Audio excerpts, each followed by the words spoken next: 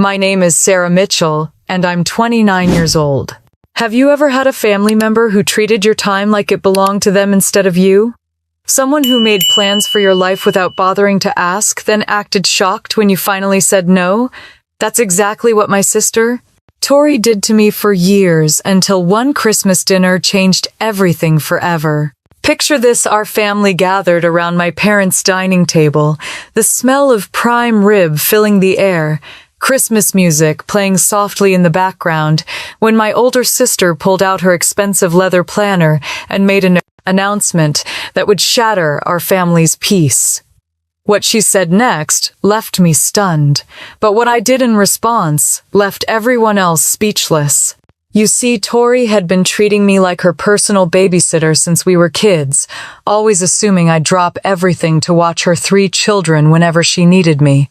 But that December evening, when she confidently laid out her plans for my entire week without even asking if I was available, something inside me finally snapped.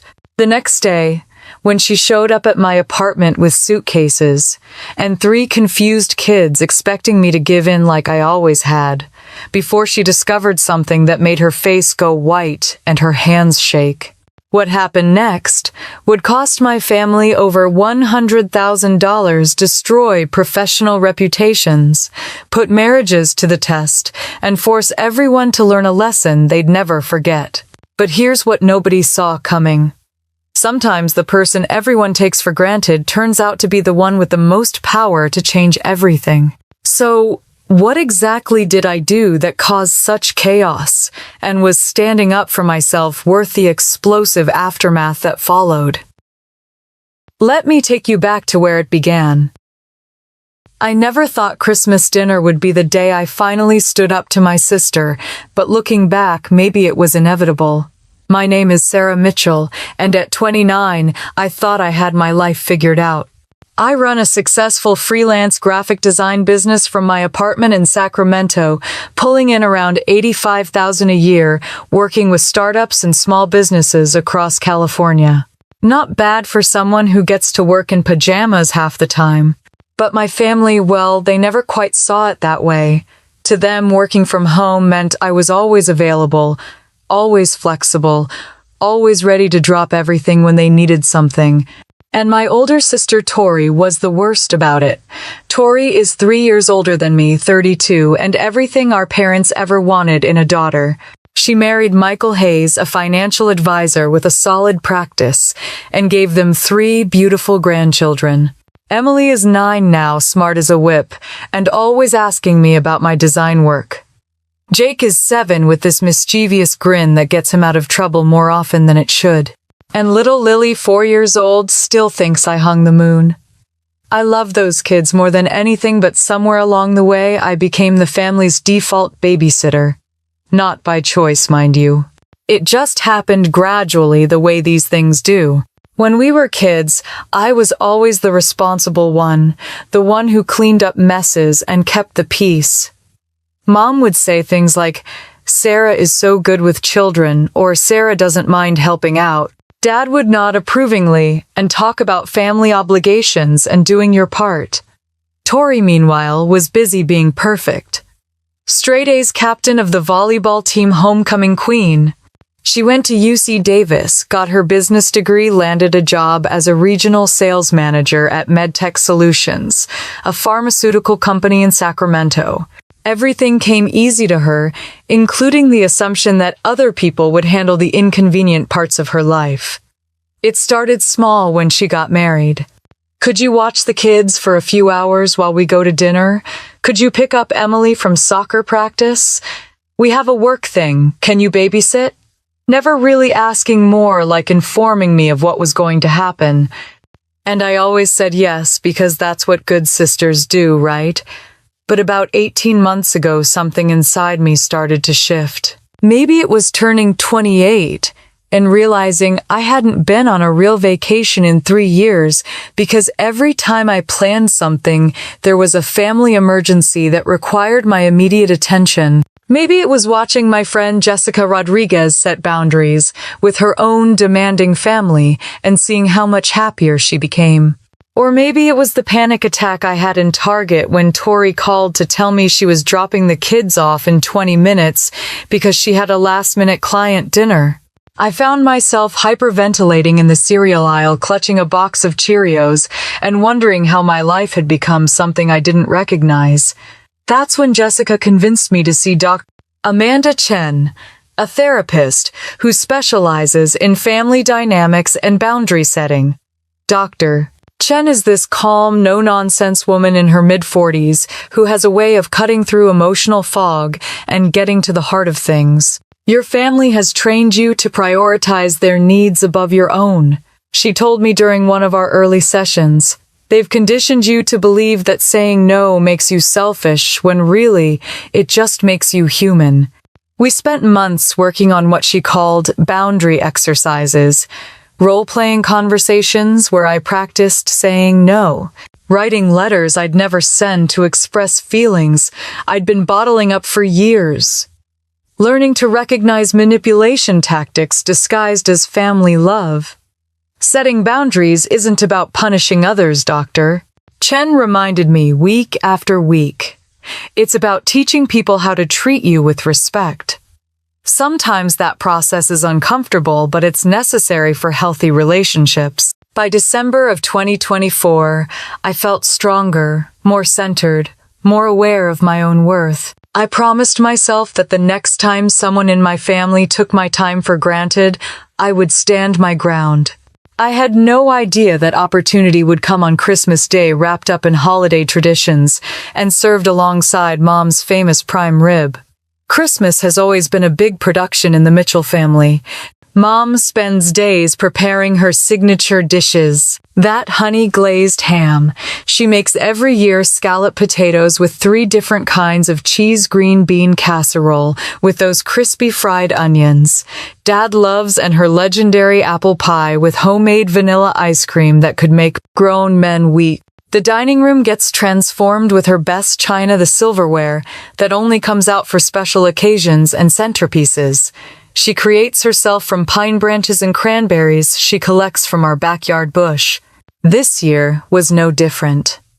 I arrived at my parents' suburban home at 2 p.m, arms loaded with carefully wrapped presents. The house smelled like cinnamon and pine. Christmas music played softly in the background, and the tree in the corner sparkled with ornaments collected over decades, each one with its own story. Tori, Michael, and the kids were already there, of course. Emily and Jake were playing Monopoly with Grandpa Bob, while Michael helped Mom in the kitchen, probably getting in her way more than helping if I knew my brother-in-law. Lily toddled around in a red velvet dress, her curls bouncing with each step, sticky fingers from whatever treat Grandma Carol had already given her. Aunt Sarah Emily spotted me first, abandoning the board game to throw her arms around my waist. Jake followed, and soon Lily joined the group, hug her little hands, leaving mysterious smudges on my sweater. "Merry Christmas, Munchkins," I laughed, balancing the presents while returning their hugs. "I've got something special for each of you under that tree." Tori sat in Dad's favorite recliner, scrolling through her phone with that focused intensity she brought to everything. She barely looked up when I entered, just gave me a distracted wave, and went back to whatever urgent business matter demanded her attention on Christmas Day. But I noticed something sitting on the side table next to her chair. A leather Moleskine planner, the expensive kind that successful business people carry to important meetings. It was open to a page covered in color-coded tabs and neat handwriting, and even from across the room I could see it was meticulously organized. Something about the way it sat there, so purposeful and deliberate, made my stomach flutter with unease. But I pushed the feeling aside and focused on the warmth of family, the chaos of children, and the familiar comfort of Christmas traditions. Dinner went exactly as it always did, with Dad carving the prime rib with surgical precision, while Mom fussed over whether the potatoes were too dry. The conversation flowed in predictable patterns, with Tori dominating the discussion about her recent promotion and upcoming travel schedule, while Michael interjected with updates about his growing financial planning practice. I sat quietly enjoying the food and the chaotic warmth of family, despite the underlying dynamics I'd become so aware of through therapy.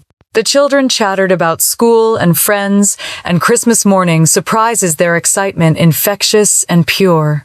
But as we moved into dessert, I noticed Tori glancing repeatedly at that leather planner. Her fingers drummed against the table, and she had that look she gets when she's about to make an announcement. The same expression she wore when she told us she was getting married, when she announced each pregnancy, when she delivered news that would affect everyone at the table. My throat tightened as the familiar pattern began to unfold, and I found myself gripping my coffee cup a little too tightly, waiting for whatever was coming next. Retry.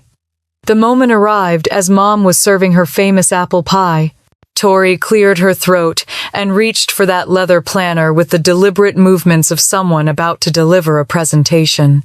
She opened it with a flourish, the color-coded tabs catching the light from the chandelier above our dining room table. "Michael and I have some exciting news," she announced, her voice taking on that confident tone she used in boardroom meetings. "We've booked a cruise to Alaska for the 3rd week of January. 7 days, 6 nights on Royal Caribbean Premium Suite with a balcony." How wonderful! Mom clapped her hands together, her face lighting up with genuine delight. "You two deserve a nice vacation after working so hard this year." "That sounds fantastic, sweetheart," Dad added, raising his wine glass in approval. "Alaska in January, that'll be quite an adventure." "It's going to be amazing," Michael chimed in, reaching over to squeeze Tori's hand affectionately. "We've been planning this for months. Spa treatments, fine dining excursions to glaciers and wildlife viewing. The works." As they continued describing their upcoming luxury vacation, I felt that familiar sinking sensation in my stomach.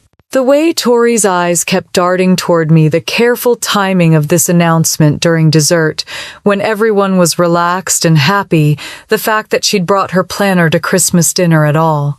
Every instinct I developed over 29 years of being her sister was screaming that this was leading somewhere I didn't want to go. "The cruise leaves January 15th, Tori continued, turning her planner so the whole table could see the meticulously highlighted dates. She'd color-coded everything with those expensive gel pens she bought in bulk for work presentations. Blue for travel days, green for excursions, yellow for spa appointments, pink for formal dining nights. Then she flipped to another page, this one covered in her neat handwriting, and more color coordination. "I've already planned everything out for the kids while we're gone," she said, looking directly at me for the first time since her announcement began. "Sarah, you'll watch them this week. I've blocked out your time and created a complete schedule. Not a question, not a request." A statement delivered with the same confidence she used to announce quarterly sales projections to her team at MedTech Solutions. She turned the planner toward me, pointing to each carefully planned detail with her manicured finger. "Blue tabs for meals because the kids like mac and cheese on Tuesdays and pizza on Fridays. Green tabs for activities because Emily has soccer practice on Wednesday and Saturday, Jake has t-ball on Thursday, and Lily needs to be at daycare by 8:30 each morning. Red tabs for bedtimes and bath schedules, purple tabs for emergency contacts and medical information. I've even written out their favorite snacks and which movies they like to watch before bed," she continued, flipping through pages of detailed planning that must have taken hours to compile. "Emily's going through a Harry Potter phase, so she'll want to watch those. Jake is obsessed with anything with dinosaurs, and Lily still needs her stuffed elephant to sleep." The children had stopped eating their pie, sensing the shift in adult conversation. Emily looked between her mother and me with curious eyes, while Jake continued methodically eating around the crust, like he always did. Lily had climbed into Grandpa Bob's lap and was playing with his tie, oblivious to the tension building at the table. "You'll watch the kids," Tori repeated, as if saying it again would make it more official. The words hung in the air, like a directive from corporate headquarters, not a conversation between sisters. I felt every pair of eyes at the table turn toward me. Mom's hopeful expression, Dad's expectant nod, Michael's assumption that this was already settled, the children's innocent excitement about spending a week with Aunt Sarah. The weight of family expectation pressed down on my shoulders like a familiar burden I'd carried for years. But something was different this time, Doctor. Chen's voice echoed in my head from our sessions over the past 18 months. Your needs matter too, Sarah. You have the right to be asked, not told. You have the right to say no. I took a deep breath, feeling my heart rate quicken as I prepared to break a pattern that had been 32 years in the making. I can't do that, Tori, I said, quietly but clearly. I have plans that week. The words fell into the room like stones, into still water, creating ripples of confusion and disbelief. Tori's confident expression flickered, replaced by something that looked almost like surprise. What do you mean you can't? She asked, her voice carrying that edge. It got when subordinates questioned her decisions at work. You work from home. You can watch them while you work. I have client meetings scheduled, I replied, amazed at how steady my voice sounded despite the churning in my stomach. Video calls that can't be rescheduled, and I have a life of my own. But we already paid for the cruise, Michael interjected, leaning forward with that earnest expression he wore when explaining investment strategies to his clients. It's non-refundable, Sarah. We're talking about $8,500 here. You should have asked me before booking your cruise, I said, each word coming out more firmly than the last. I'm not automatically available just because you've made plans. The silence that followed was deafening. Mom immediately jumped into peacemaker mode, her hands fluttering nervously as she tried to smooth over the sudden turbulence. Surely you can rearrange your schedule, dear, she said with that gentle but persistent tone she'd perfected over decades of managing family dynamics. It's only for 1 week, and they've already made all the arrangements. The children love staying with you. Family comes first, Sarah, Dad added with quiet authority, his voice carrying the weight of generational expectations about duty and sacrifice. Your sister rarely asks for anything, and she works so hard to provide for those children. I felt the familiar pull of guilt, the ingrained need to be the good daughter, the helpful sister, the reliable aunt who never caused problems or rocked boats. But underneath that familiar pressure was something new and stronger. The knowledge that my time had value, that my plans mattered, that being asked was a basic courtesy I deserved. I'm sorry, but I cannot do it this time, I said, my voice gaining strength with each word. You need to find another solution. Tori's face went through a series of expressions. Disbelief, then irritation, then something that looked almost like panic as the reality of the situation began to sink in. We'll talk about this tomorrow, she said finally, her voice tight with barely controlled frustration. When you've had time to think about it properly, I'm sure you'll see reason. The conversation shifted awkwardly to other topics, but the tension remained thick in the air like smoke from a doused fire. The children sensed something had changed, becoming quieter and more clingy. Mom bustled around, clearing dessert plates with unnecessary energy, while Dad retreated into the kind of disappointed silence that had always been his preferred method of expressing disapproval. When I left that night, driving home through the quiet streets of Sacramento, with my hands gripping the steering wheel, my heart was still pounding with a mixture of guilt and something I was slowly recognizing as pride. For the first time in my life, I had stood up to my sister in front of the entire family. But as I pulled into my apartment complex, I knew this was only the beginning. The phone started ringing before I even finished my morning coffee the next day.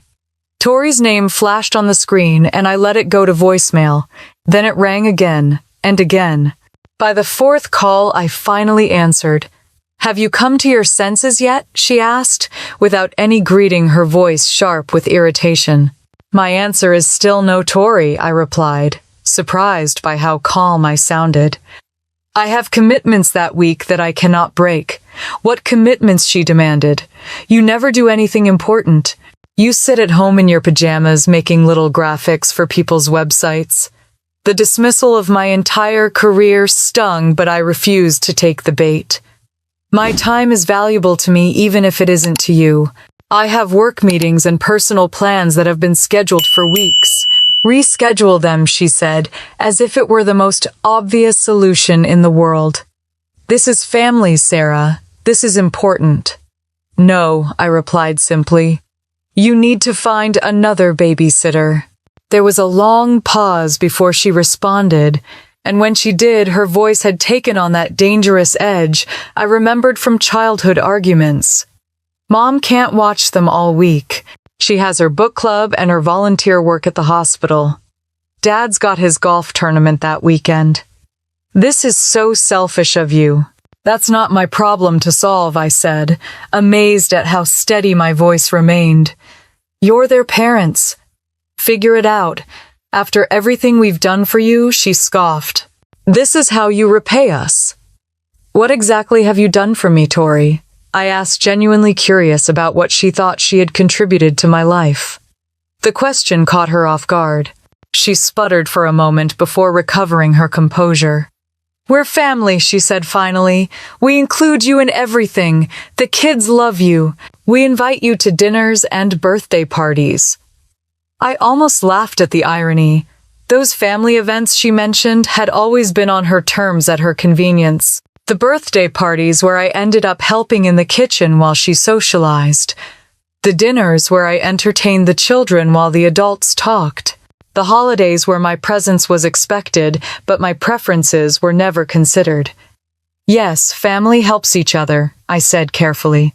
When asked respectfully, not when demanded without consideration. And it goes both ways. I need to go now, I added before she could respond, and ended the call. Within minutes, my phone lit up with text messages. First from Tori, then from Michael, then from Mom. The family communication network had been activated, and everyone had an opinion about my refusal to be the automatic babysitter. Michael's text was particularly grating. Come on, Sarah. You know how hard Tori works. Can't you just help out this once? It's not like you have kids of your own to worry about. The implication that my life was somehow less important because I was single and childless hit exactly the nerve they always targeted. But instead of the usual guilt and self-doubt, I felt something else. Anger. Clean, justified anger at being treated like my time and commitments were worthless. Mom's messages were gentler but no less manipulative. I know you love those children, honey. They're so excited about spending time with their Aunt Sarah. Please reconsider. Family is the most important thing we have. Then came the extended family reinforcements. My Aunt Susan sent a long Facebook message about the importance of supporting family members who work so hard to provide for their children. Uncle James called and left a voicemail about respect for elders and family obligations. But the worst was when Emily called me directly that evening, her sweet 9-year-old voice breaking my heart. Aunt Sarah, Mommy said, you don't want to spend time with us anymore. Did we do something wrong? I could hear Tori coaching her in the background, probably thinking that hearing from the children directly would be the final blow to my resolve. But using Emily to manipulate me just strengthened my determination. Oh, sweetie, I love you so much, I told her, my voice gentle but firm. This isn't about you kids at all. This is about grown-up stuff between me and your mom. I will always want to spend time with you, but it needs to be planned properly. But we already planned it, Emily said, confusion clear in her voice. Mommy showed us the schedule and everything. Sometimes grown-ups make plans without asking other grown-ups. First, I explained, keeping my voice steady despite the fury building inside me. That's not how it should work. After I hung up, I sat in my apartment feeling the full weight of what I was doing. For 32 years, I had been the family safety net, the reliable one who never said no, never caused problems, never put my own needs first. Breaking that pattern felt like swimming against a current that had been carrying me along my entire life. But Dr. Chen had prepared me for this moment. During our sessions, we had practiced exactly this scenario, She had warned me that families don't give up their patterns easily, that there would be guilt trips and manipulation and attempts to wear down my resolve. Your family has trained themselves to expect compliance from you, she had said. When you change the rules, they'll escalate their tactics before they accept the new reality. That evening, I made a decision that felt both terrifying and liberating. I went online and booked a cabin at Lake Tahoe for January 15th through the 22nd. The premium lakefront cabin cost more than I usually spent on vacations, but I paid extra for the non-refundable rate to eliminate any temptation to cancel. Then I sat down at my computer and scheduled client video calls throughout that entire week. I reached out to potential new clients I had been meaning to contact, arranging introductory meetings during the exact period when Tori expected me to be changing diapers and mediating sibling fights. As I confirmed each appointment, I felt something I hadn't experienced in years. Control over my own life, ownership of my time, the radical notion that my plans mattered as much as anyone else's. The final step was the hardest. I wrote a note to leave on my door, printing it out in large, clear font and slipping it into a plastic sheet protector against the January weather. The note was simple and direct. Tori and Michael, I am unavailable to watch the children during your cruise. As I mentioned at Christmas dinner, I have prior commitments that cannot be changed. Please respect my decision and make alternative arrangements. I hope you enjoy your vacation, Sarah. I set the note aside, knowing I would tape it to my front door on January 15th, the day they planned to drop off the kids. For the first time in my adult life, I was going to follow through on a boundary I had set, regardless of the consequences. My phone buzzed with another text from Tori, but I didn't read it. Instead, I turned off my phone and sat in the quiet of my apartment, feeling both terrified and exhilarated by what lay ahead. The pressure campaign intensified over the next few days, but something unexpected happened when I finally learned the full scope of what Tori was really facing at work. My friend Jessica Rodriguez, who works in HR at a company that partners with MedTech Solutions, called me with information that put everything in perspective. Sarah, I probably shouldn't be telling you this, but I heard through the grapevine that your sister is in serious trouble at work, Jessica said, during our coffee date at our usual spot downtown. She's supposed to give a major presentation to some pharmaceutical executives the week of her cruise. We're talking about a $500,000 contract.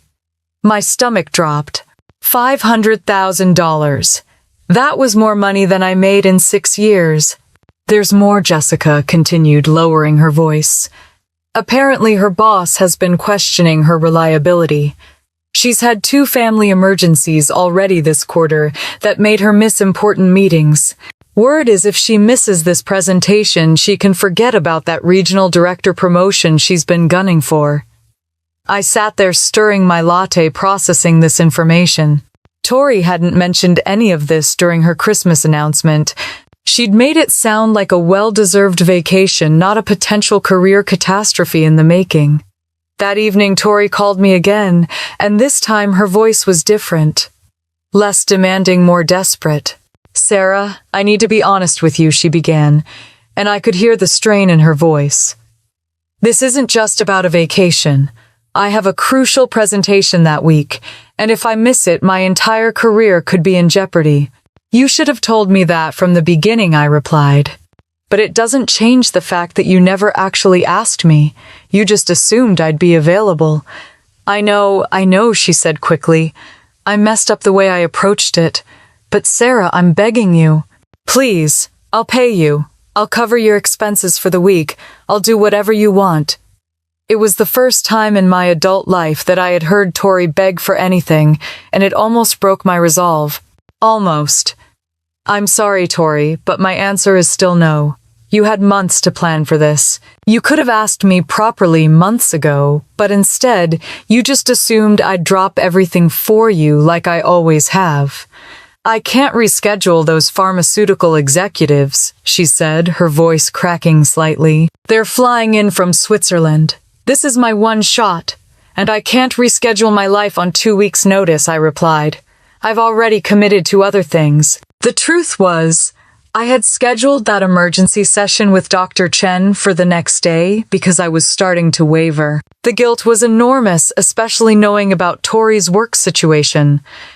But Dr. Chen helped me see through the emotional manipulation.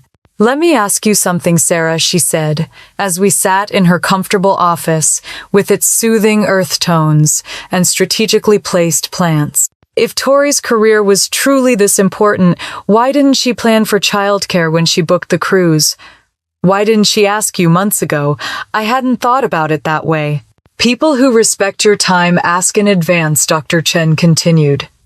People who take you for granted assume you'll always be available and get angry when you're not. Which category does your sister fall into? The answer was obvious, and it hurt.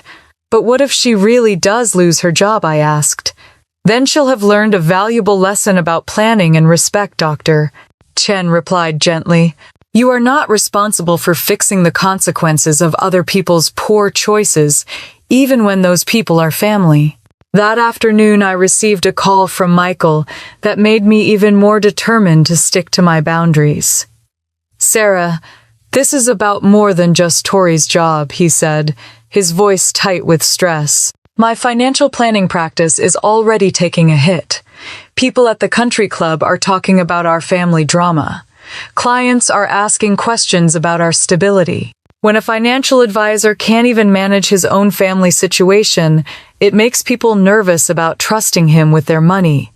So now I was supposed to feel guilty about Michael's business problems too. The manipulation was getting more sophisticated, but also more transparent.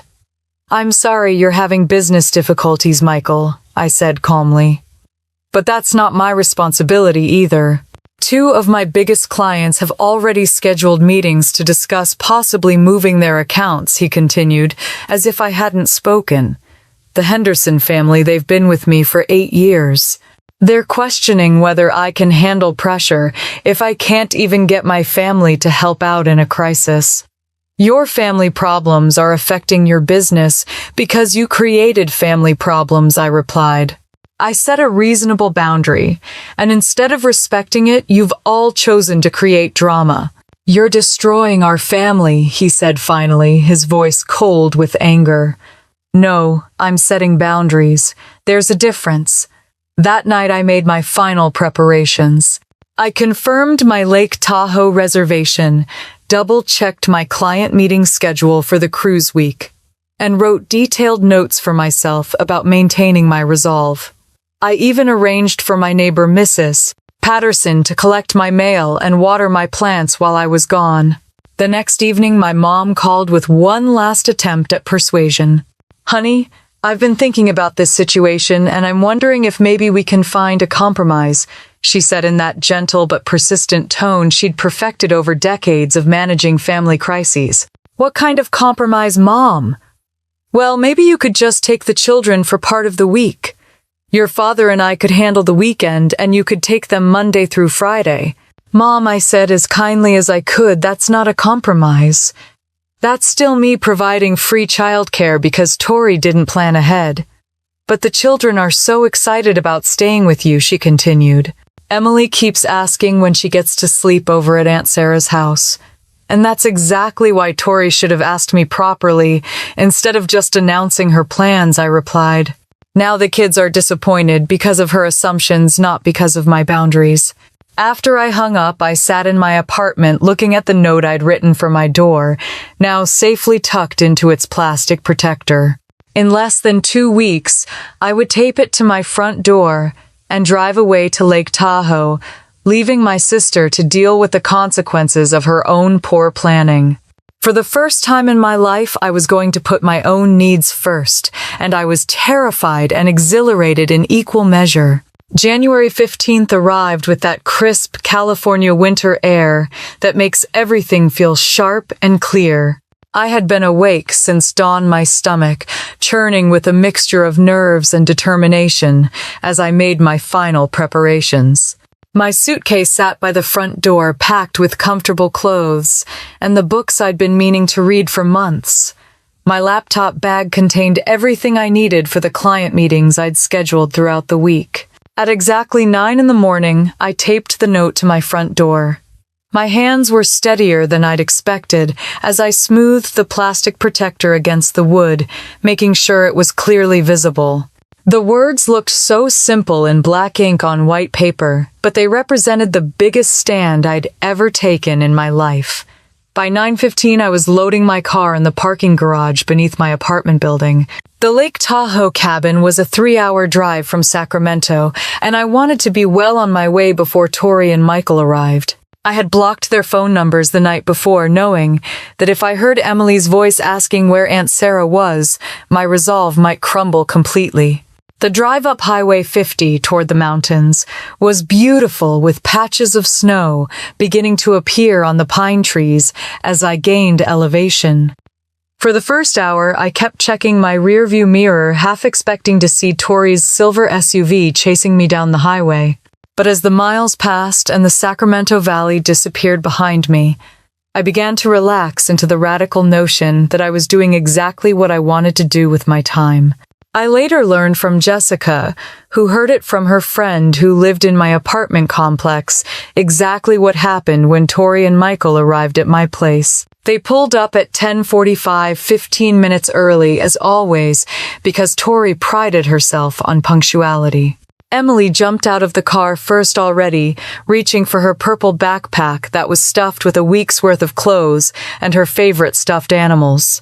Jake followed, clutching his dinosaur collection, while Michael lifted Lily from her car seat. Emily reached my door first, her small hand raised to knock when she stopped short. She called to her parents, pointing at the plastic-covered note. Tori reached the door and read the message once, then again, as if the words might change if she stared at them long enough. According to Jessica's friend, who watched the whole thing from her balcony, Tori's face went through a series of expressions. Confusion first, then disbelief, then what looked like genuine panic as the reality of the situation began to sink in. She pulled out her phone and tried calling me, but of course the calls went straight to voicemail since I'd blocked her number. She tried calling again and again, her voice getting higher and more frantic with each attempt. Michael took the note from her hands and read it himself, his expression growing darker with each word. The children stood there with their suitcases and backpacks, looking confused and increasingly upset as they sensed the adult panic building around them. "Why isn't Aunt Sarah answering the door?" Emily asked, pressing her face against the glass to try to see inside my apartment. "She's not here, sweetie," Michael said, his voice tight with barely controlled anger. "Where did she go?" Jake wanted to know, still holding his stuffed dinosaur. Tori was frantically scrolling through her phone, probably trying to find some way to reach me, but I had been thorough in my preparations. I'd even logged out of all my social media accounts to avoid the temptation to check messages. What I didn't know until later was that I had posted an Instagram story from the road, a picture of the beautiful mountain scenery with the caption, "Self-Care Retreat Week," complete with location tag from Lake Tahoe. Tori saw it within minutes of my posting it, and according to Michael, she let out a sound that was somewhere between a sob and a scream. "She can't be serious," Tori kept saying over and over.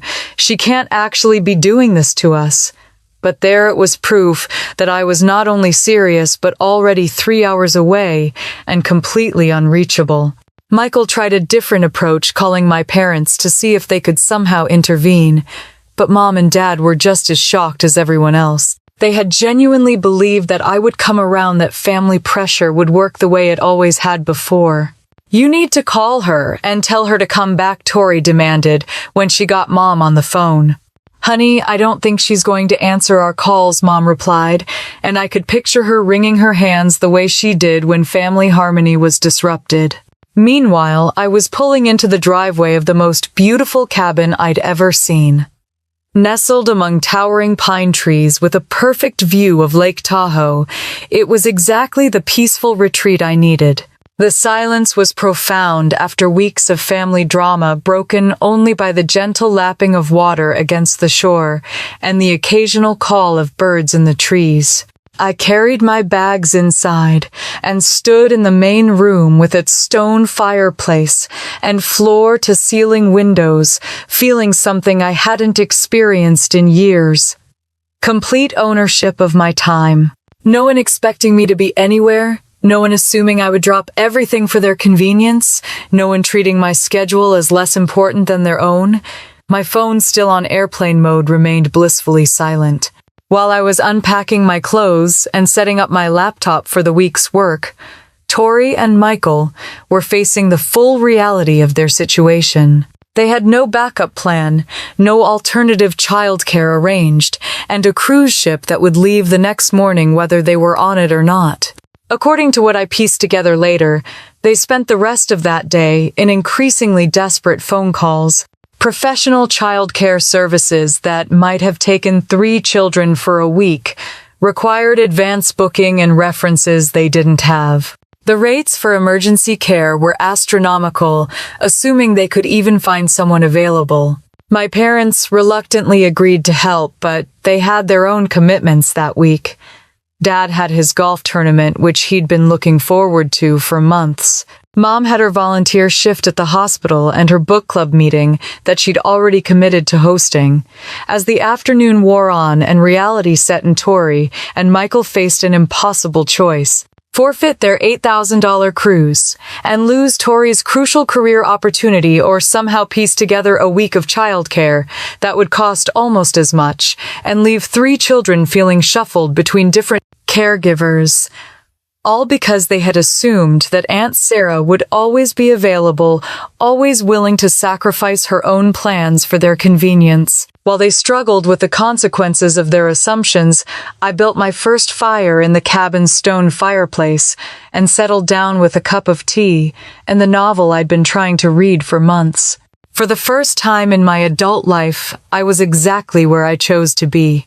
The desperate search for childcare began immediately. But finding someone willing to take 3 children for an entire week on 12 hours' notice proved nearly impossible. I learned all of this later from Jessica, who kept me updated through a mutual friend since I wasn't answering my phone. The professional childcare services that Tori called required extensive background checks, references, and advance booking. One agency told her they might have someone available for $200 per day, but even that would require a minimum of 48 hours to arrange interviews and check references. $200 a day for 7 days meant $1,400, assuming they could even find someone willing to take on 3 children of different ages with no preparation time. My parents stepped in as the only viable option, but they were clearly overwhelmed by the prospect. Carol was 68 years old and hadn't dealt with 3 young children for extended periods in years. Bob had his golf tournament that weekend, something he'd been planning for months with his retired buddies from the engineering firm. "I'll cancel my volunteer shift at the hospital," Carol told Tori over the phone, her voice already sounding strained. "And I suppose I can move my book club meeting to next month." "What about Dad's golf tournament?" Tori asked. "We'll figure something out," Carol replied, but I could hear the exhaustion in her voice, even secondhand. Meanwhile, the professional consequences for Tori were mounting by the hour. She had to call her boss at MedTech Solutions and explain that she might not be able to attend the pharmaceutical presentation she'd been preparing for months. "Mr. Davidson, I'm having a family emergency with childcare," she said, during what must have been one of the most difficult phone calls of her career. "I might need to send Jennifer Clark in my place for the Swiss pharmaceutical presentation." There was a long pause before her boss responded. "Tori, this is the 3rd family emergency you've had this quarter. The Henderson account, the Morrison project, and now this. Our clients are starting to notice a pattern." "I understand your concern, sir, but this is truly unusual circumstances." "Is it though?" Mr. Davidson asked.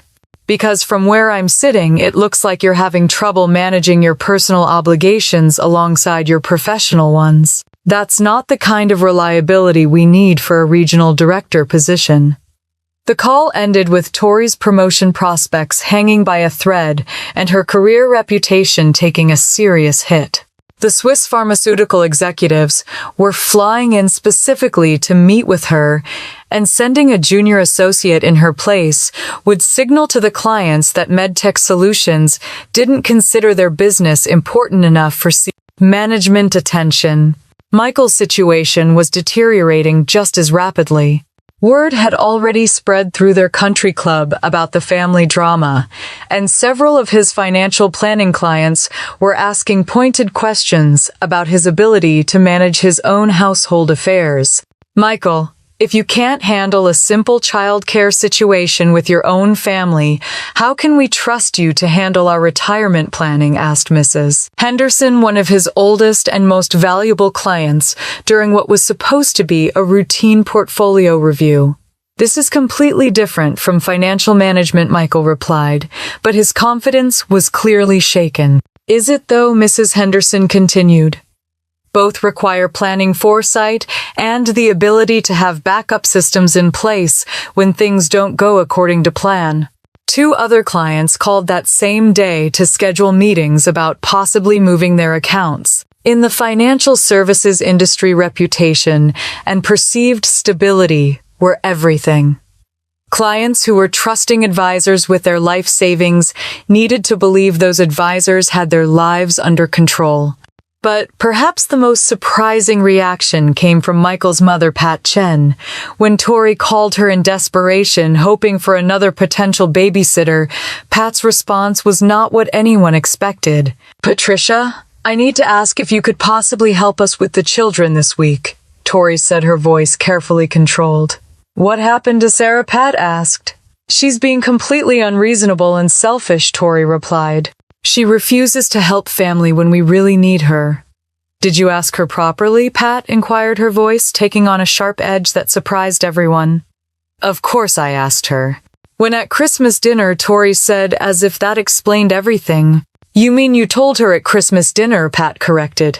"You announced your plans and expected her to comply. That's not the same as asking." Mom, Tori sputtered, clearly not expecting this response from her mother-in-law.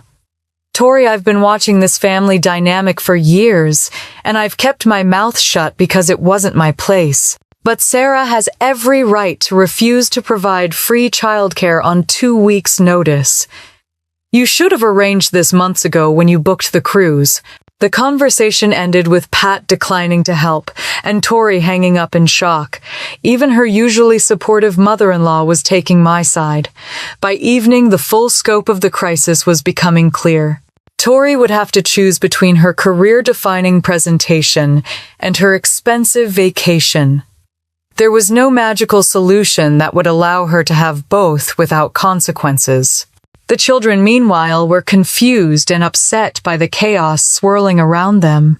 Emily kept asking why Aunt Sarah didn't want to see them, while Jake clung to his stuffed dinosaur and asked repeatedly when they were going to stay at Aunt Sarah's house like Mommy had promised. Little Lily, too young to understand the adult drama, but old enough to sense the stress, became clingy and tearful, asking for Aunt Sarah and not understanding why everyone seemed so upset. While my family dealt with the consequences of assumption and poor planning, I spent my evening in complete peace. I had built a fire, made myself dinner from the groceries I'd brought, and settled down with my laptop to confirm the client meetings I had scheduled for the week. My phone remained on airplane mode, but even if it hadn't been, I wouldn't have answered. For the first time in my adult life, other people's emergencies were not automatically my emergencies. The next morning would bring even more dramatic consequences as Tori and Michael faced their final decision about the cruise. But that night I fell asleep to the sound of gentle waves lapping against the shore of Lake Tahoe finally, understanding what it felt like to put my own needs first. I woke up on January 16th to the most peaceful silence I had experienced in years. No phone calls demanding my immediate attention. No frantic texts about family emergencies.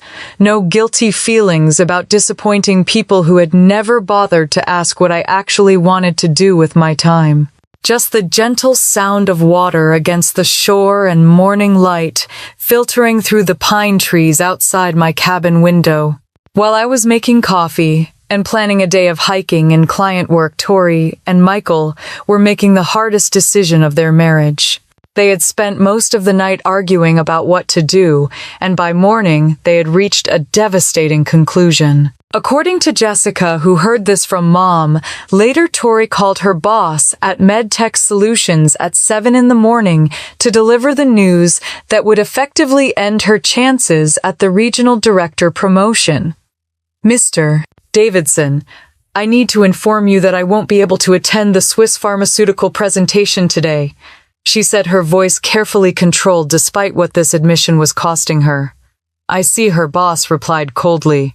"And who exactly will be representing our company to these executives, who flew in specifically to meet with you?" Jennifer Clark is prepared to step in, Tori said, referring to her junior associate who had been briefed on the project but lacked the experience and authority to close a deal of this magnitude. "Tori, I'm going to be very clear with you," Mr. Davidson said. "This is the kind of reliability issue that eliminates someone from consideration for senior management positions. You understand that, don't you?" "Yes, sir, I understand." The call ended with Tori's career prospects in ruins and the Swiss pharmaceutical executives being pawned off on a junior associate who wasn't qualified to handle a $500,000 contract negotiation. Michael's morning wasn't going any better.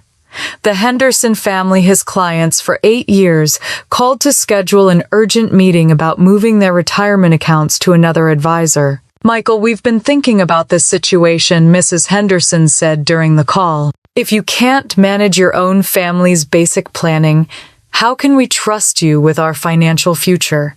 "This is completely different," Michael protested. "This is a personal matter that has nothing to do with my professional capabilities." "Planning is planning," Mr. Henderson interjected, his voice firm with decision. "We need an advisor who thinks ahead, who has backup systems in place, who doesn't get blindsided by foreseeable problems." The call ended with the Hendersons scheduling an appointment to transfer their considerable assets to another firm. 2 other clients called that same morning with similar concerns, and Michael realized that his reputation in the tight-knit Sacramento financial services community was being seriously damaged. "My parents were discovering their own harsh reality about caring for 3 active children. Carol, who was 68 and hadn't dealt with such chaos in years, was already exhausted by 10 in the morning. Emily was upset about missing her soccer practice. Jake was acting out because his routine was disrupted, and Lily was having a complete meltdown because she wanted Aunt Sarah. I don't understand why she won't just come home and help," Carol said to Bob during a brief moment when all 3 children were distracted by cartoons. "Because we raised her to think her time doesn't matter," Bob replied, with surprising insight. "We've always expected her to drop everything for Tori, and now she's finally saying no." "But family is supposed to help family," Carol protested.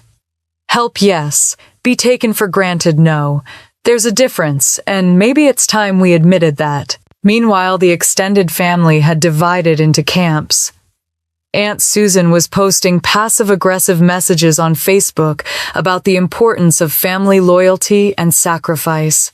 Uncle James was calling anyone who would listen to complain about young people not respecting their elders or understanding family obligations. But surprisingly, some family members were supporting my decision. Michael's mother, Pat, was telling anyone who asked that I had every right to refuse unreasonable demands. My cousin Jenny, who lived in San Diego, sent a message through Mom, saying she was proud of me for finally standing up for myself. The most difficult part for Tori and Michael was explaining to the children why their planned week at Aunt Sarah's house wasn't happening. Emily, at 9 years old, was old enough to sense that the adults were not telling her the whole truth. "But Mommy, you said we were going to stay with Aunt Sarah," Emily said, her eyes filling with tears. "You said she was excited to spend time with us." "Plans change sometimes, sweetheart," Tori replied, but her voice was strained with the effort of not crying herself. "Did we do something wrong?" Jake asked, still clutching his stuffed dinosaur.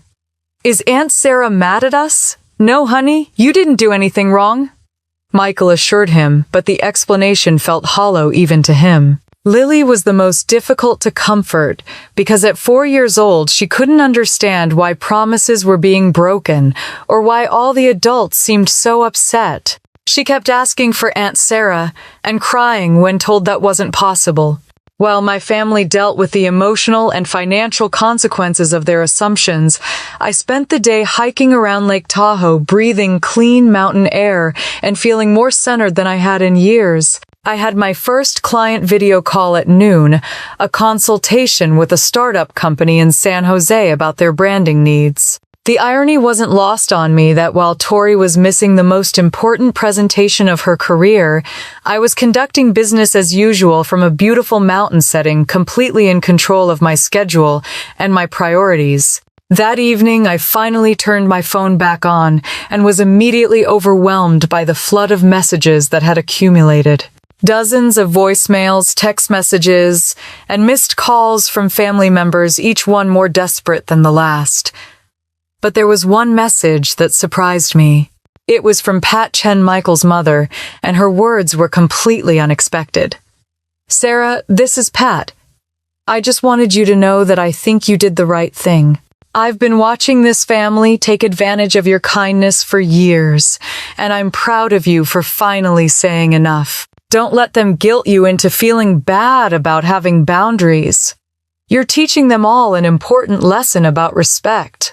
That message from someone who barely knew me, but had observed our family dynamics from the outside, validated every difficult feeling I'd been processing over the past months of therapy. As I sat by the fire that night, I realized that while my family was dealing with the consequences of taking me for granted, I was finally learning what it felt like to respect my own time and energy. The real test would come when I returned to Sacramento and had to face the fallout directly. The week that followed felt like living in the eye of a hurricane. While I remained at Lake Tahoe conducting client meetings and enjoying the peace of mountain mornings, my family was experiencing the full consequences of years of dysfunctional patterns finally coming to a head. By Wednesday, the manipulation tactics had escalated beyond anything I could have imagined. Tori, desperate and facing the reality that her career might never recover from missing the pharmaceutical presentation, began coaching the children to call me directly. She had somehow gotten my number unblocked through a mutual friend and was using Emily's phone to reach me. Aunt Sarah, Emily's sweet voice, said when I finally answered what I thought was a call from a client. "We miss you so much. Mommy says you don't love us anymore because we asked too much of you."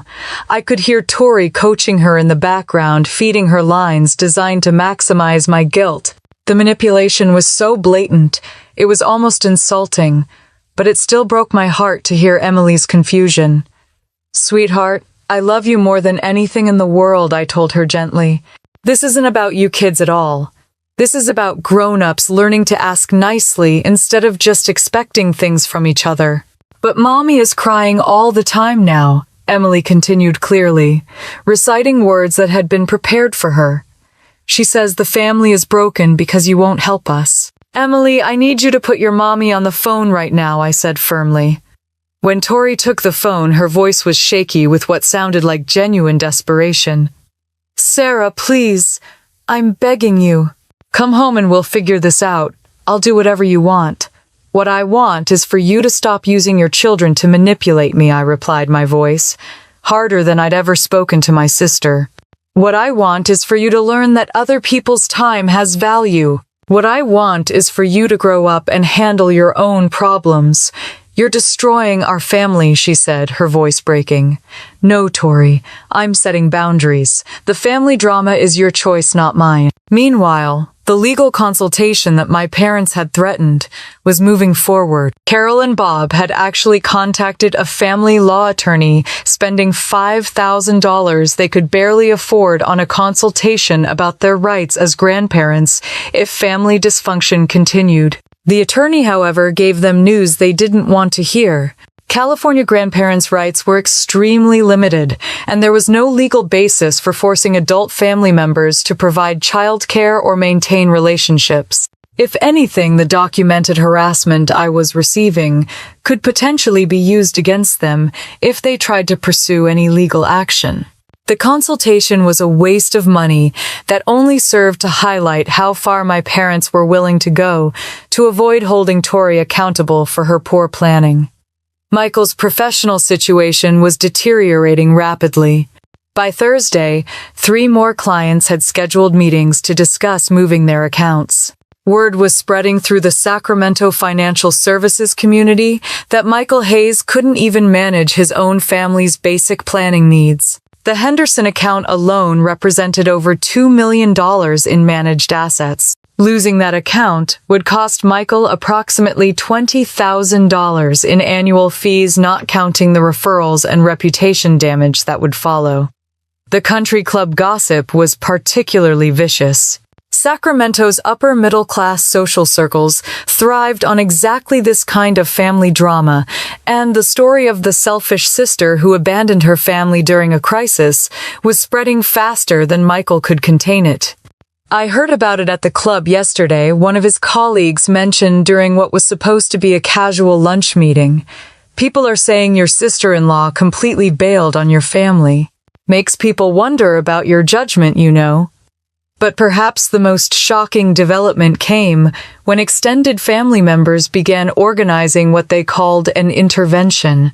Aunt Susan and Uncle James coordinated with several cousins to plan a confrontation designed to pressure me into compliance. They scheduled it for Saturday at my parents' house, assuming I would be back from Lake Tahoe by then. The plan was to surround me with family members, each taking turns explaining how my selfishness was damaging everyone else's lives.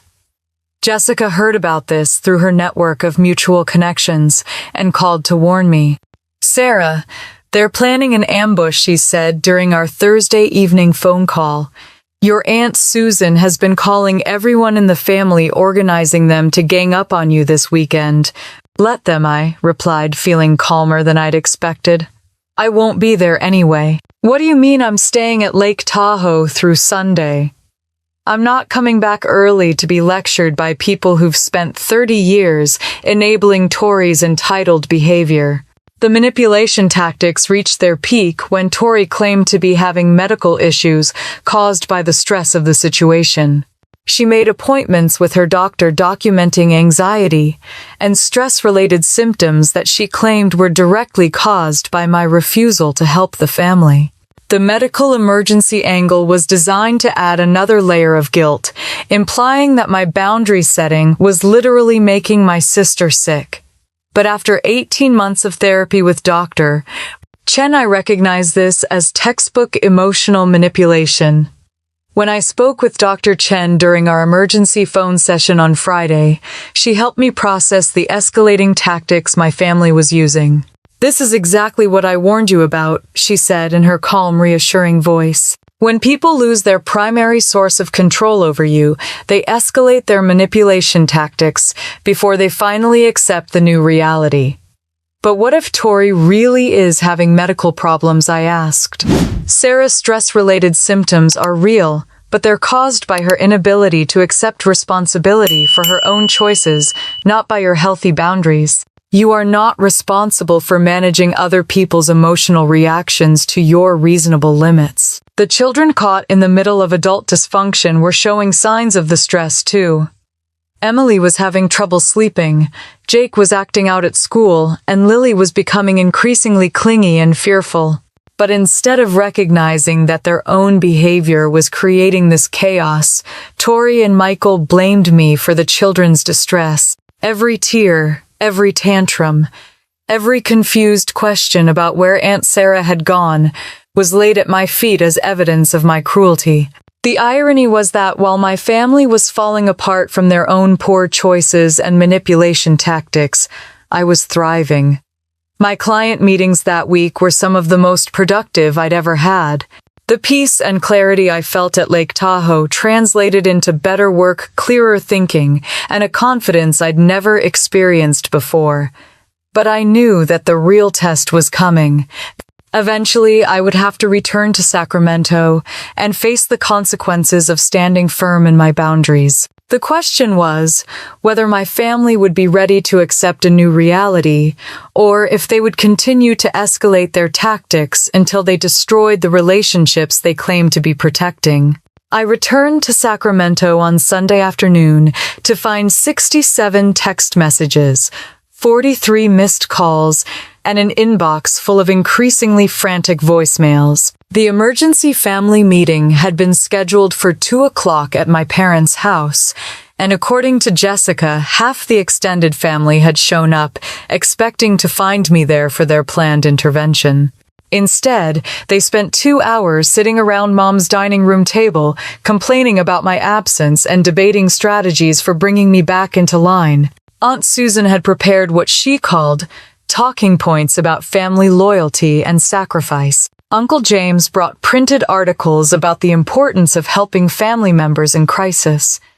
Even some cousins I barely spoke to had opinions about my selfishness and lack of family values. But when I didn't show up for their ambush, the whole elaborate plan fell apart. Without me there to pressure and guilt, they were left staring at each other across Mom's good china, realizing that maybe, just maybe, I was serious about these boundaries. The real surprise came when I finally sat down to listen to all those voicemails. Most were exactly what I expected. Tori sobbing about her ruined career. Michael explaining how I was destroying his business reputation. Mom pleading for me to come home and fix everything. Dad using his stern voice to lecture me about family obligations and respect for elders. But there were 3 messages that stopped me cold.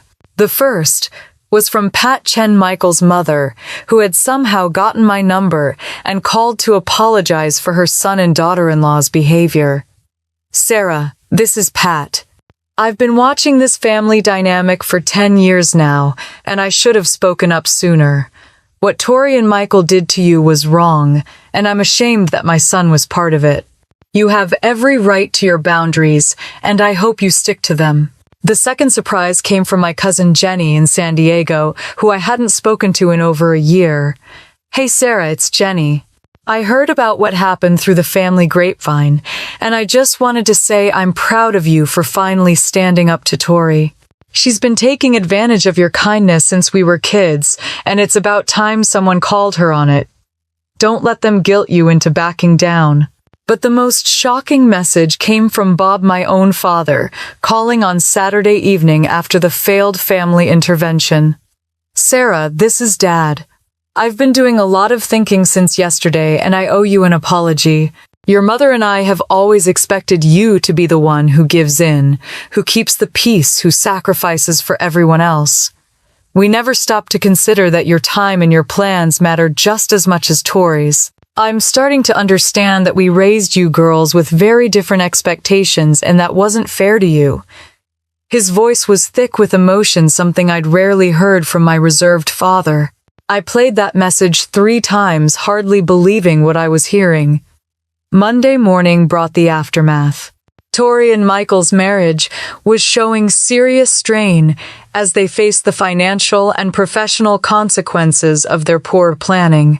The missed pharmaceutical presentation had cost Tori not just the immediate promotion opportunity, but also her standing within the company. Her boss made it clear that her reliability would be questioned for any future advancement opportunities. Michael's practice was hemorrhaging clients faster than he could replace them. The Henderson family had officially moved their $2 million account to another advisor, taking their referrals and social connections with them. 3 other families were in the process of transferring their assets, representing nearly $4 million in total managed funds. But perhaps most telling was what happened when they finally sat down for their first marriage counseling session with Dr. Kevin Morrison on Tuesday afternoon.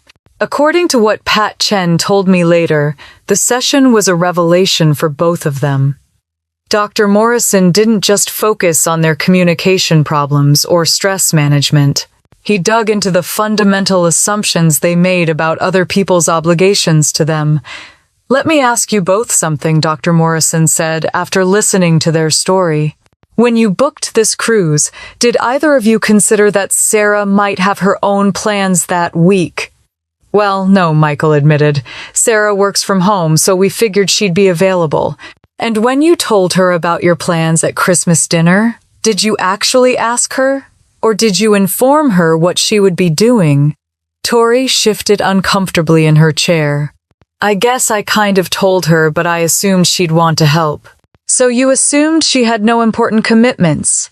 Assumed she'd want to provide free childcare for a week, and assumed she'd be happy to rearrange her life for your convenience. The silence in the room was telling. Doctor, Morrison continued, his voice gentle but firm.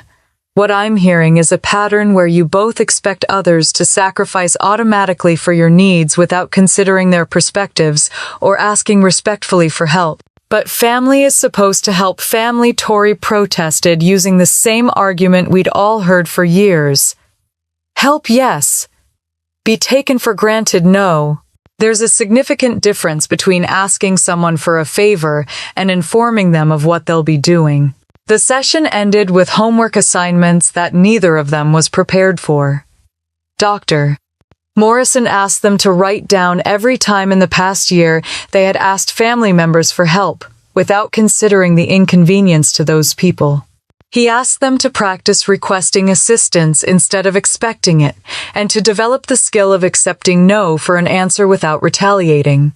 Meanwhile, the children were finally getting honest conversations about what had happened. Emily, at 9 years old, was smart enough to piece together that the adults had not been telling her the truth about why their plans had changed. Mommy, Emily said during dinner Wednesday night, did you ask Aunt Sarah if she wanted to watch us? Or did you just tell her she had to? Tori looked at Michael, realizing that even their 9-year-old daughter could see through the manipulation. I told her, Mommy, Emily said simply. You should have asked. That's what you always tell us to do when we want something. Out of the mouths of babes, Michael muttered, beginning to understand how their own children were learning unhealthy patterns from watching their parents' behavior. By Thursday, exactly 1 week after I should have been changing diapers and mediating sibling fights, my family was beginning to face some uncomfortable truths about the dynamics they had created and maintained for decades. The question now was whether they would learn from this crisis or continue trying to manipulate their way back to the old familiar patterns where my time belonged to everyone except me. The gradual shift in my family's understanding didn't happen overnight, but by February, I began to notice small changes that suggested some people were genuinely learning from the crisis they had created. The first sign came from an unexpected source, my father. Dad called me on a Tuesday evening, something he rarely did, unless there was a family emergency or logistical matter to discuss. His voice was different, less authoritative and more thoughtful than I was used to hearing. Sarah, I've been thinking a lot about what happened last month, and I realize I owe you more than just an apology. Your mother and I raised you girls with completely different expectations, and that wasn't fair to either of you. He paused, and I could hear him taking a breath before continuing. We taught Tori that her needs came first, and other people would accommodate her. We taught you that your job was to be accommodating. That's not how families should work, and I'm sorry it took this crisis for me to see it. The conversation lasted almost an hour, the longest personal discussion my father and I had ever had. He talked about his own upbringing, where the eldest child was given privileges while younger siblings were expected to serve the family's needs. He was beginning to understand how those patterns had shaped the way he and Mom parented us. Mom's evolution was slower but equally meaningful. She started by making small changes in how she talked about family obligations. Instead of automatically volunteering my time when Tori needed help, she began asking if I was available and accepting my answer without argument.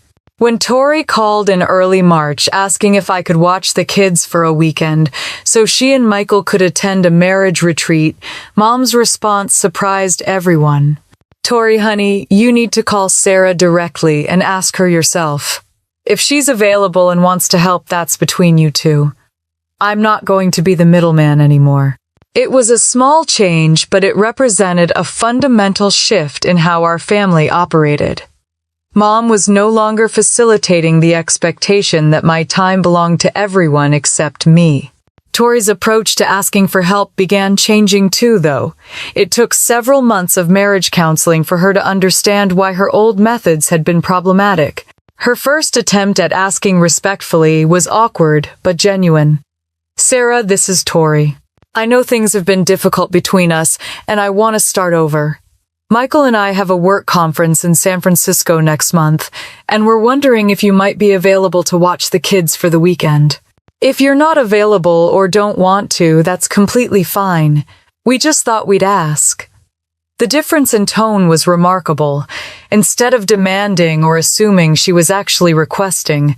Instead of explaining why I should say yes, she was accepting that I might say no.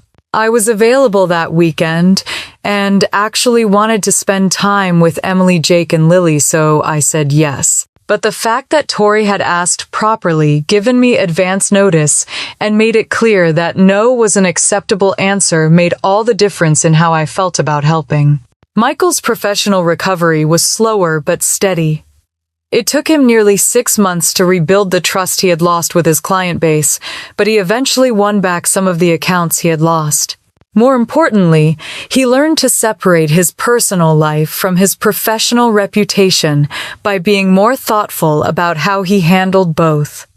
The children adapted to the new family dynamics more easily than the adults did. Once the chaos settled and they received honest explanations about what had happened, they seemed to appreciate that their relationship with me was based on genuine affection rather than obligation. Emily, who was mature for her 9 years, actually thanked me for teaching the family about asking nicely. "Aunt Sarah, Mommy is much better at asking for things now instead of just telling people what to do. She asked me if I wanted to try piano lessons instead of just signing me up like she used to." The extended family took longer to accept the new reality. Aunt Susan and Uncle James continued to grumble about respect for family and proper values, but their opinions carried less weight once Mom and Dad stopped supporting their position. Some family members, like my cousin Jenny, became stronger allies. She started setting her own boundaries with pushy relatives and credited our conversations for giving her the courage to speak up for herself. Pat Chen remained a surprising source of support and wisdom. She began hosting monthly coffee dates with me, and during one of our conversations, she shared insights that helped me understand the bigger picture. "Sarah, what you did wasn't just about childcare or vacation plans. You forced this entire family to examine how they treat each other. That's not comfortable for people who have been operating on automatic pilot for decades, but it's necessary for healthy relationships." By late spring, Tori and Michael's marriage had stabilized through their consistent work in counseling. Dr. Morrison helped them develop communication skills they had never learned, including how to ask for help without expecting automatic compliance, and how to accept no for an answer without punishing the person who set boundaries. The most meaningful change came in June when Tori called to ask if I wanted to go to lunch, just the two of us. "I've been doing a lot of thinking about our relationship," she said over salads at a quiet restaurant downtown. "I realize I never really saw you as a separate person with your own life and priorities. I saw you as an extension of my support system, and that was incredibly selfish."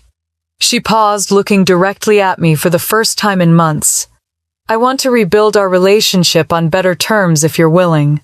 I want to be sisters who respect each other, not just someone who takes advantage of your kindness." It was the most honest conversation Tori and I had ever had, and it marked the beginning of a genuinely healthier relationship between us. The transformation wasn't complete or perfect, but by summer, my family had established new patterns of interaction based on mutual respect rather than automatic assumption and guilt-driven compliance. For the first time in my life, I felt like an equal participant in family relationships, rather than just the designated helper who existed to solve other people's problems. The professional consequences of that January crisis continued to unfold throughout the summer and fall, creating a complex web of financial and career impacts that took months to fully understand. By September, we could finally calculate the true cost of what had happened when my family assumed my time belonged to them. Tori's delayed performance review finally took place in August, 8 months after the missed pharmaceutical presentation. While she had managed to recover some credibility through consistently strong work and improved planning skills, the regional director promotion she had been counting on was awarded to a colleague who had demonstrated better crisis management and reliability. The missed promotion meant Tori lost out on a $40,000 salary increase and significant additional bonuses tied to regional performance. Combined with the $15,000 commission she lost from the Swiss pharmaceutical contract that went to a competitor, her career setback cost approximately $55,000 in immediate and future earnings. Michael's financial advisory practice took even longer to recover. The Henderson family's departure had triggered a domino effect, with their social connections questioning Michael's reliability and professionalism. By year's end, he had lost nearly $4 million in managed assets, costing him roughly $32,000 in annual management fees. But perhaps more damaging was the reputation hit within Sacramento's tight-knit financial services community. It took Michael over a year to rebuild the trust that had been damaged when word spread that he couldn't manage his own family's basic planning needs. The other costs were equally significant. The $8,500 cruise they forfeited was just the beginning. Emergency childcare for the week cost $1,400. The legal consultation with the family attorney was $5,000. 6 months of marriage counseling at $150 per session added another $3,600 to their expenses. The total financial impact on Tori and Michael's family was over $100,000, not counting the stress-damaged relationships and long-term career consequences that couldn't be measured in dollars alone. But while my family dealt with the aftermath of their poor choices, something unexpected was happening to me. The confidence I had gained from finally standing up for myself translated into other areas of my life in ways I hadn't anticipated. My freelance design business began thriving like never before. The clarity and self-respect I felt after setting boundaries with my family carried over into my professional relationships. I started charging higher rates for my services and requiring more detailed contracts that protected my time and creative process. Clients who used to assume they could call me at all hours with last-minute changes or unrealistic deadlines found themselves dealing with a more professional version of me. I began saying no to projects that didn't align with my values or timeline, and surprisingly, this selectivity made me more desirable to the clients I actually wanted to work with. By fall, my income had increased by nearly 30%. Not because I was working more hours, but because I was working more strategically and valuing my expertise appropriately. Dr. Chen helped me understand the connection between personal boundaries and professional success during one of our sessions. When you respect your own time and energy, other people learn to respect it too, she explained. Clients value what you value. If you treat your services as expendable, they will too. The most surprising development was in my personal life. For years, I had been so focused on meeting everyone else's needs that I had never really developed my own interests or social circle outside of family obligations. With my evenings and weekends no longer automatically available for emergency babysitting or family crisis management, I started exploring activities I had always wanted to try. I joined a hiking group that met every Saturday morning. I took a pottery class at the community center. I even started dating again, something I had given up on because my schedule was always subject to family demands. When I met David, a veterinarian who shared my love of outdoor activities, I was amazed to discover what it felt like to have a relationship that wasn't constantly interrupted by family emergencies. We could make plans and actually keep them because I had learned to protect my personal time. The children adapted to our new family dynamic better than anyone expected. Emily, Jake, and Lily seemed to appreciate that their time with me was based on genuine choice rather than obligation or guilt. Emily, now 10 years old, had become quite insightful about family relationships. "Aunt Sarah, I like spending time with you better now," she told me during one of our planned outings to the Sacramento Zoo. "Before it felt like you were sad when you watched us like you didn't really want to be there. Now you seem happy." Her observation was startlingly accurate. The resentment I had carried for years about being taken for granted had affected every interaction, even with the children I loved. Now that I was choosing to spend time with them rather than being coerced into it, our relationship had become genuinely joyful. Jake and Lily had learned important lessons too. They began asking permission before assuming adult availability, a skill their parents were still developing. When they wanted something, they learned to accept no as an answer without throwing tantrums or trying manipulation tactics. The extended family gradually accepted the new reality, though some members continued to grumble about changing values and lack of respect for traditional family roles. Aunt Susan and Uncle James never fully embraced my boundary setting, but their disapproval carried less weight once my parents stopped supporting their position. My friendship with Jessica deepened as she watched me transform from a chronic people-pleaser into someone who valued her own time and energy. She often credited our conversations for inspiring her to set her own boundaries with demanding family members and workplace situations. By November, nearly a year after the Christmas dinner, that changed everything. My life looked completely different. I had a thriving business, a healthy, romantic relationship, genuine friendships, and family connections based on mutual respect rather than assumed obligation. The woman who had sat at that holiday table feeling trapped by everyone else's expectations had evolved into someone who knew her own worth and wasn't afraid to protect it. Christmas was approaching again, and for the first time in my adult life, I was looking forward to it. The Christmas of 2025 was everything I had hoped for and more.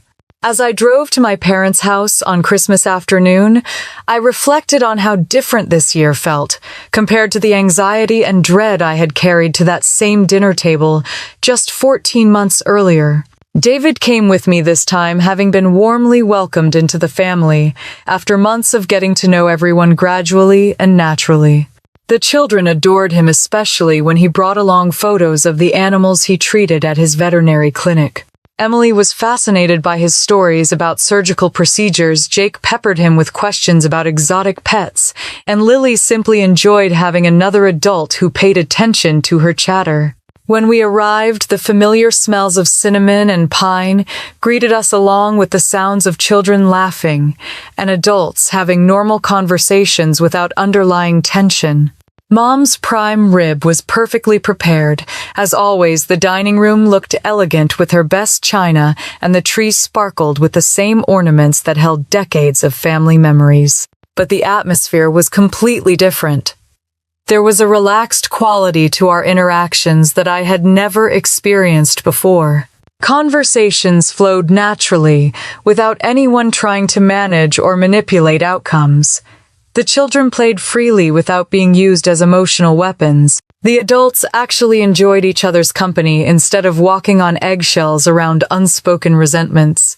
Tori looked genuinely happy for the first time in years. Her marriage to Michael had grown stronger through their counseling work. And while her career had taken a hit, she was building it back on more sustainable foundations. She had learned to plan ahead, ask for help appropriately, and accept that sometimes the answer might be no.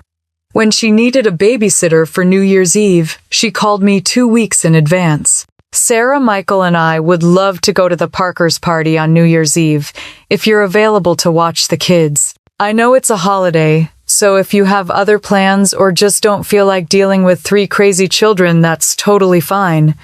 We just thought we'd ask. I was available and wanted to help, so I said yes. But the difference in how she asked made all the difference in how I felt about providing that help.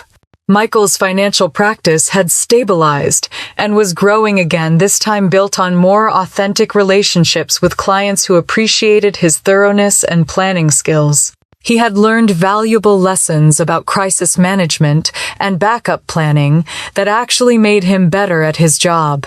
The children had adapted beautifully to our new family dynamic. They seemed happier and more secure, knowing that the adults in their lives communicated honestly and treated each other with respect. They had learned to ask politely for what they wanted, and to accept when the answer was no without assuming it meant they were unloved.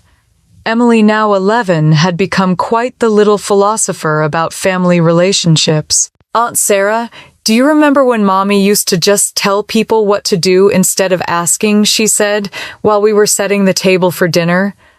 I'm glad she learned to ask nicely. It makes everyone happier. Mom and Dad had perhaps changed the most of anyone. They had spent months examining their own patterns and working to treat their daughters more equally. Dad started asking about my work with genuine interest, instead of dismissing it as less important than Tori's corporate job. Mom stopped automatically volunteering my time and began treating my schedule with the same respect she showed everyone else's. The extended family had mostly adjusted to the new reality, though Aunt Susan still occasionally made comments about changing values and lack of family loyalty. But her opinions carried little weight now that the immediate family had embraced healthier dynamics. Pat Chen had become a cherished friend and mentor, joining us for major holidays and offering wisdom about family relationships that helped all of us continue growing. Her perspective as an outsider who had observed our dysfunction with clear eyes proved invaluable in maintaining our progress. As we sat around the dinner table that Christmas, sharing stories and laughter without anyone checking planners or making announcements about other people's obligations, I realized how profoundly my life had changed. My business was thriving beyond anything I had imagined possible. My relationship with David was healthy and supportive, built on mutual respect and genuine partnership. My friendships had deepened as I learned to invest in relationships that were reciprocal rather than one-sided. Most importantly, my family relationships had been transformed from sources of stress and resentment into sources of genuine joy and connection. The woman who had sat at this same table 14 months earlier, feeling trapped and taken for granted, had discovered her own worth and learned to protect it. Setting boundaries hadn't destroyed my family relationships as I had feared. Instead, it had forced everyone to build those relationships on stronger, healthier foundations. Dr. Chen had been right when she told me that setting boundaries was about teaching people how to treat you with respect. The process had been difficult and uncomfortable, but it had ultimately brought out the best in everyone involved. As we moved into the living room for gift exchanges and coffee, I felt a deep sense of gratitude for the journey that had brought us to this moment. The courage to say no had taught my family how to hear yes as a genuine choice rather than an automatic obligation. Emily handed me a card she had made herself featuring a drawing of our whole family around the Christmas tree. Inside, she had written in her careful 11-year-old handwriting, "Thank you for teaching us all how to ask nicely and how to say no when we need to. You made our family better." Looking around at the faces of people I loved, all of us having learned to treat each other with the respect and consideration we deserved, I knew she was absolutely right. If you've ever felt taken for granted by family members who assumed your time belonged to them, I hope my story gives you encouragement to set your own boundaries. It's never too late to teach people how to treat you with respect. Have you had to stand up to family members who took advantage of your kindness? Share your story in the comments below, and let's support each other in building healthier family relationships. Don't forget to subscribe for more stories about finding your voice and creating the respectful relationships you deserve.